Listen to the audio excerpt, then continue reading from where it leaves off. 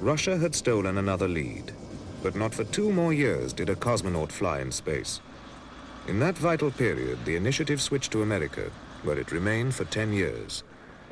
Meanwhile, the Russians pressed on with a spacecraft called Soyuz, originally designed to fly 2 men around the moon.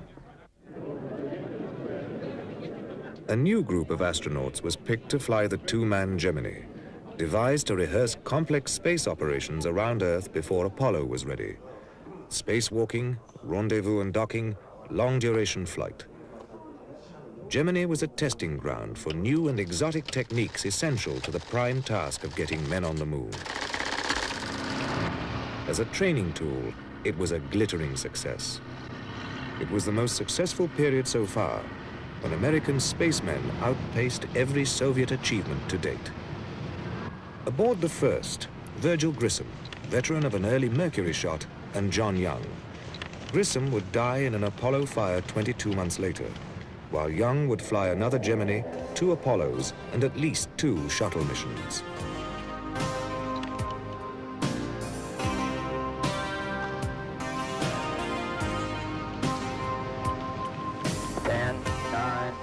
Their rocket, a mighty Titan missile. 5, 4, 3, 2, 1, 0.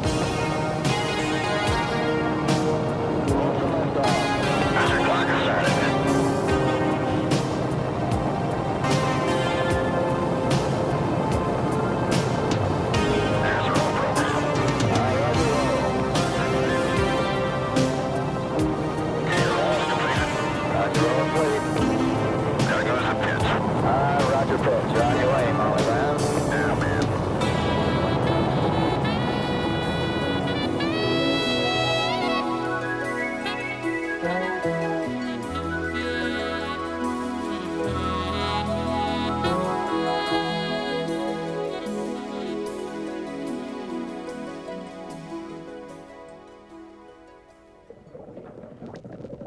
3 months after Grissom and Young's triumphant return to Earth, White trained for a spacewalk across America. Now it was McDivitt and White's turn to ride the Titan into orbit, June 3, 1965. Their mission? To stay in orbit 4 days and to make Ed White NASA's first spacewalker.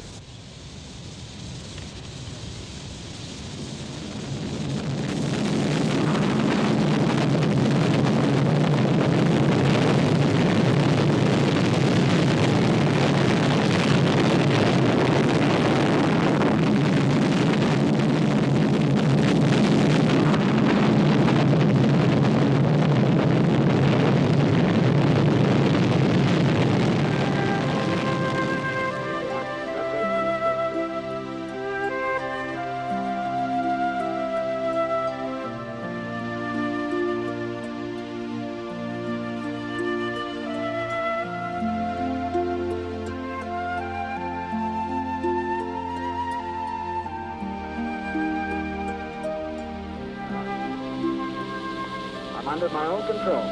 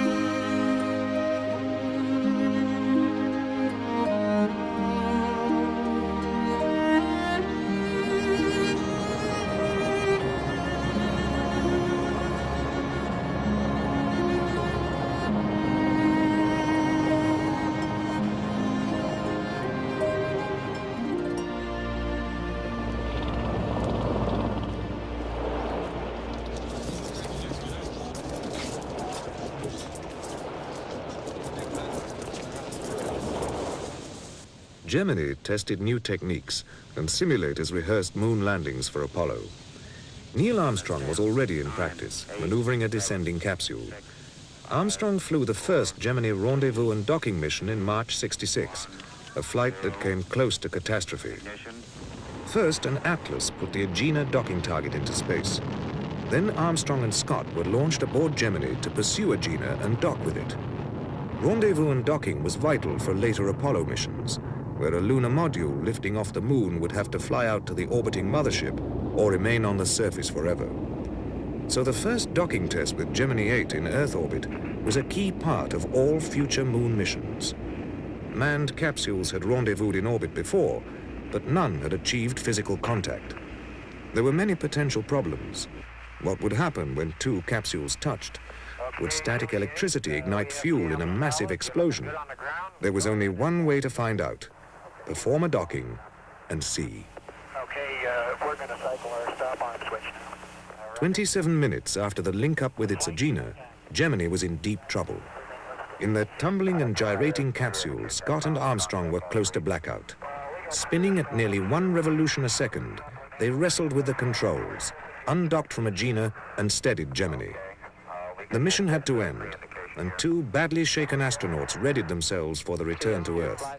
Cutting short a flight planned to last several days, they splashed down in the Pacific after only 10 hours in space. In the months ahead, Gemini did complete several dockings and went on to accomplish all the techniques it was designed to practice. A dazzling succession of 10 flights in 20 months.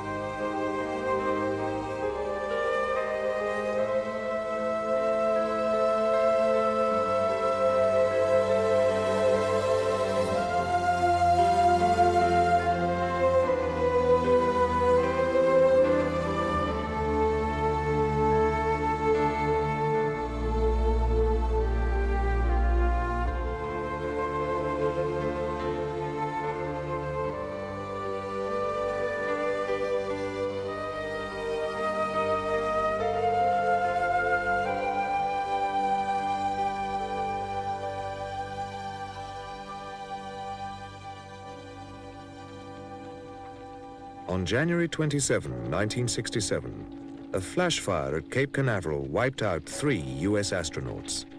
A stunned nation mourned in disbelief.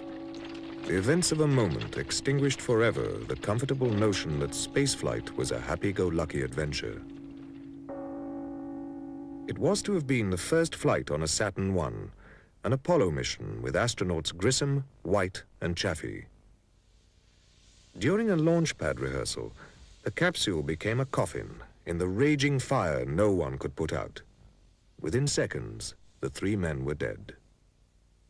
In words that stung like steel-tipped arrows, the review board spoke of wires meshed like a rat's nest, of piping badly brazed, and numerous electrical shorts. In the highly flammable environment of a pure oxygen atmosphere, the spacecraft was a bomb. Redesigned, there would never again be the same risk of fire. But other specters lurked, and at least one moon-bound Apollo came very close to disaster.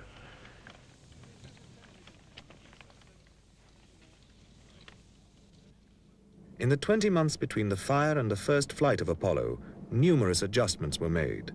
But the greatest lesson of all was pinned up in every space factory across America. Shoddy work costs lives.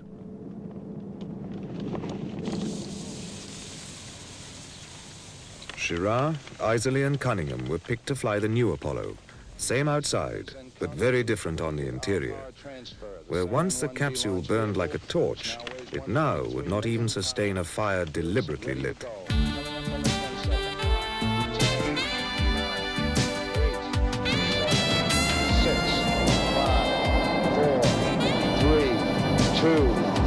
have ignition. Commit liftoff. We have liftoff. This is launch control. We have cleared the tower. Roger, tower clear. 12 seconds down, the roll program has commenced.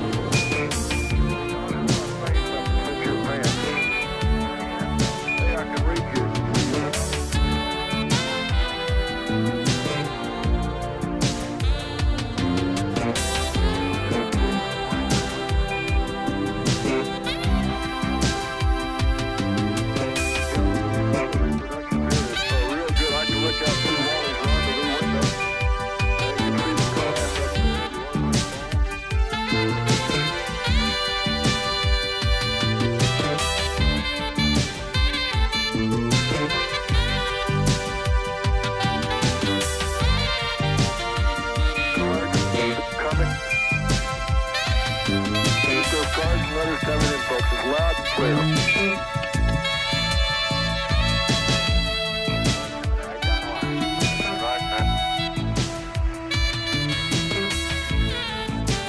Recovery 1 has positive contact, and now we've got a... The epic flight of NASA's three-man capsule had put America's astronauts back in orbit for the first time in nearly 2 years. In 7 spectacular days, Apollo 7 was a 101% success, according to program director Sam Phillips. The days of recrimination were over, and it was time to get on with the job.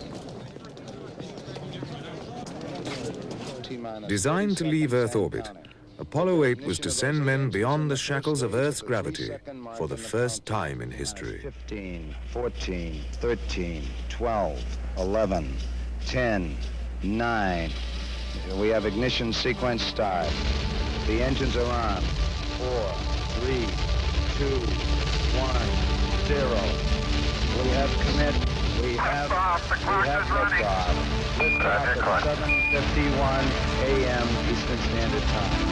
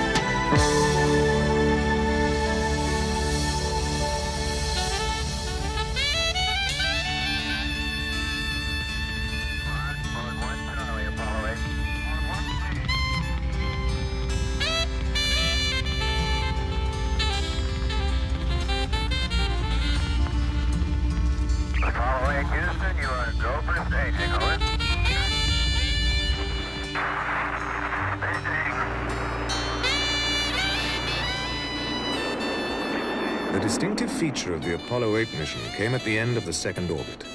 Ground controllers gave a go to reignite the third stage engine and head for the moon. Increasing speed to a phenomenal 25,000 miles per hour, Apollo 8 was on a 3-day flight to a close encounter with another world in space. Translunar injection, TLI, was about to take place.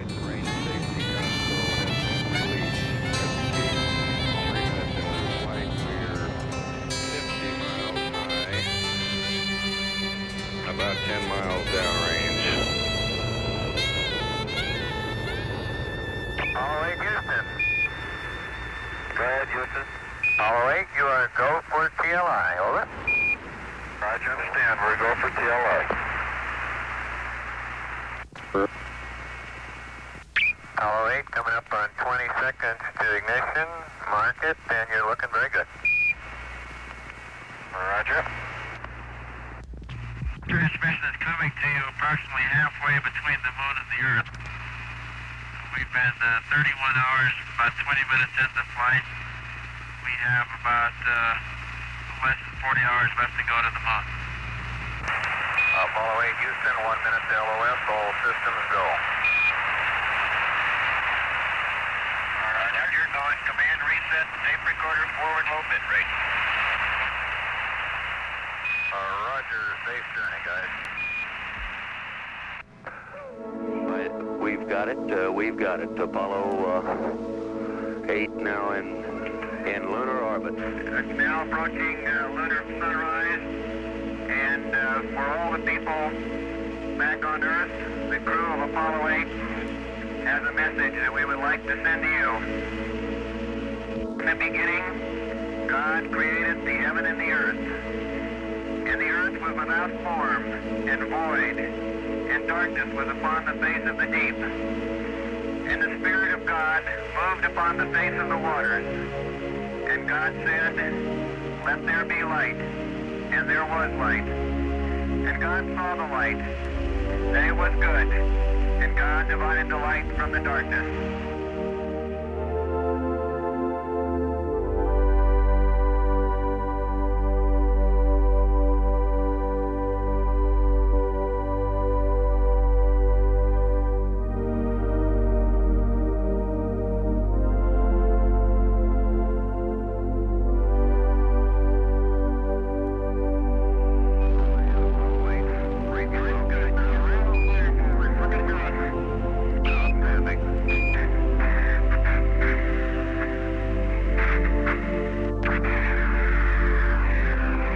They had done it.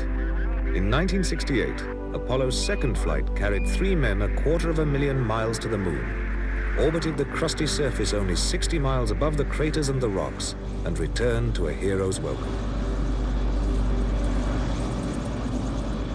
Borman, Lovell, and Anders, 3 men from the moon. Unbelievably, very little now seemed to stand in the way of a lunar landing in 1969. The Christmas trip of Apollo 8 had proved that. For the 300,000 people around the world who had played a part in America's space program, the final countdown had already begun. 3, 2, 1, start. Okay, you're free. I'm free? Right.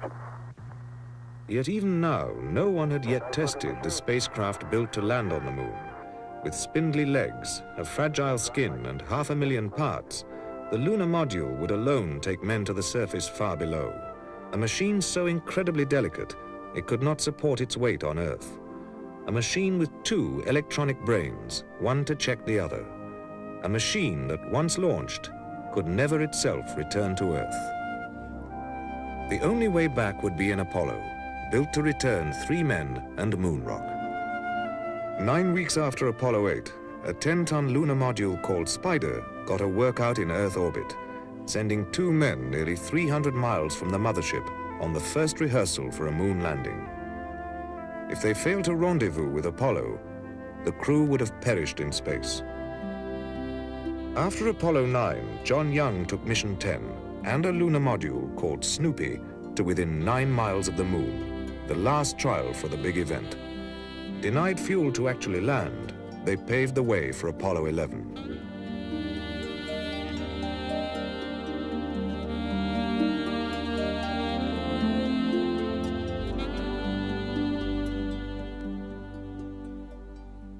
For Apollo 11, Neil Armstrong to land on the moon, the command module pilot Mike Collins to stay aboard Apollo, Buzz Aldrin to fly down with Armstrong.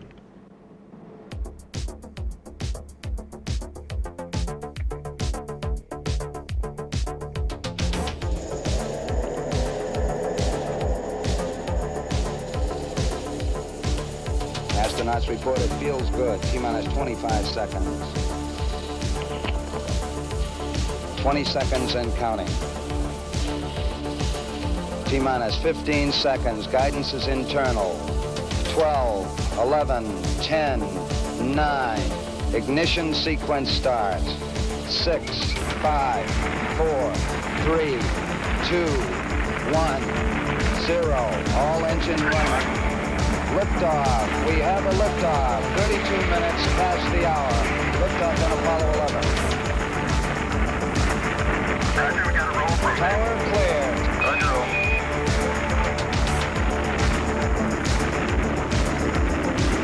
Complete and mission program.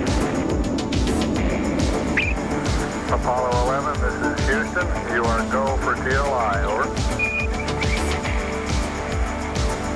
Apollo 11, thank you. Roger that. Okay, Houston, Apollo 11 inset and gave us a magnificent ride. Roger 11, we'll pass that on, and it certainly looks like you're well on your way now. Apollo 11, this is Houston, over. Roger, go ahead, Houston, Apollo 11. 11, this is Houston. You are go for LOI, over. Roger, go for LOI. Roger, Eagle, that's right. Roger, how does it look? Fail. Roger. Looking good. Roger, Neil, we got if you give us cooling data, we got the loads for you. Eagle, Houston, we rigging out your go for PDI, over. Roger, that's it. Lights on.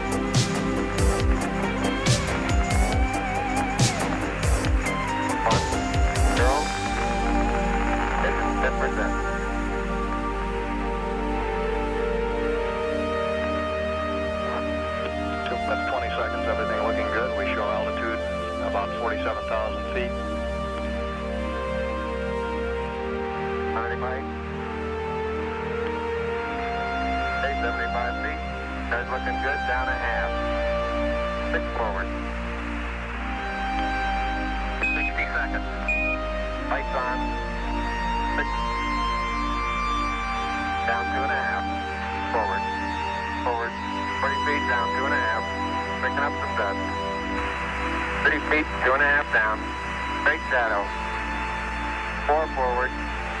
4 forward. Drift into the right a little. 6. Down a half. 30 seconds. Forward. For 13 is in. We copy you down, Eagle. Houston, Tranquility Base here. The Eagle has landed. Roger, Tranquility. We copy you on the ground. You got a bunch of guys about to turn blue. We're breathing again. Thanks a lot.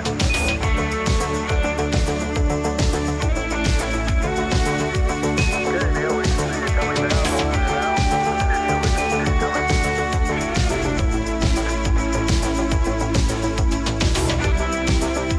Okay, I just checked. Get back up. That's one small step for man. One giant leap for mankind.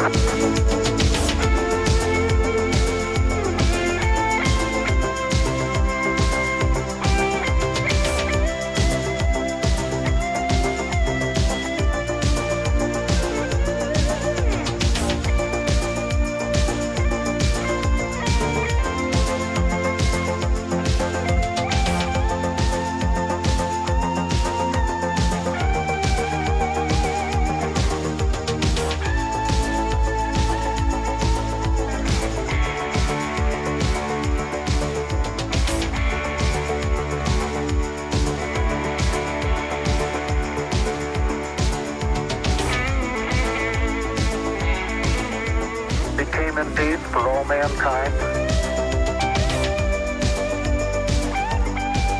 Some said this was the greatest day since creation.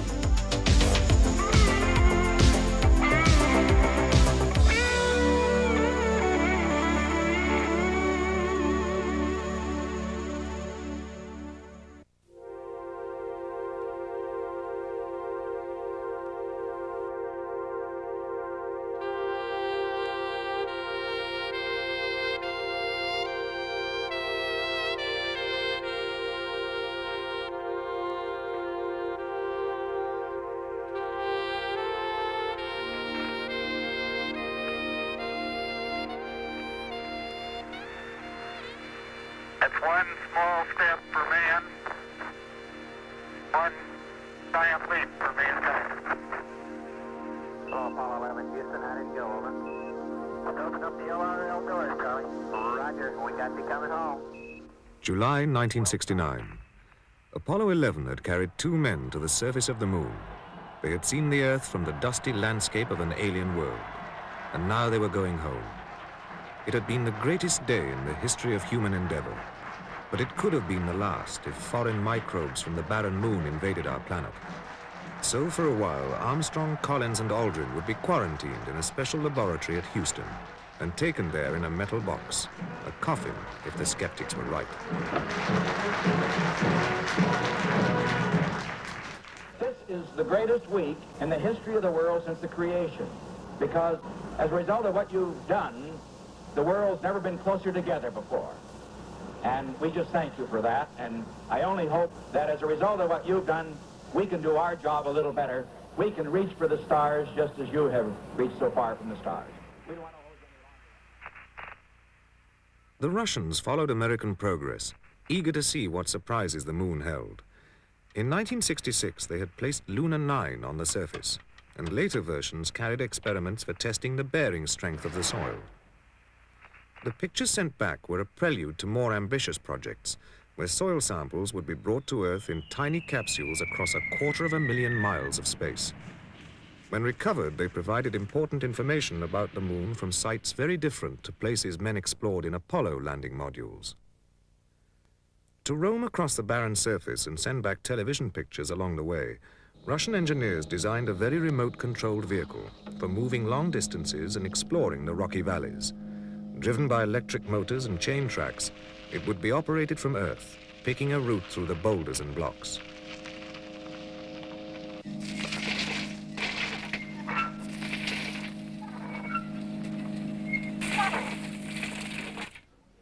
Finally, they got it right, and Lunacod emerged as the first moon car.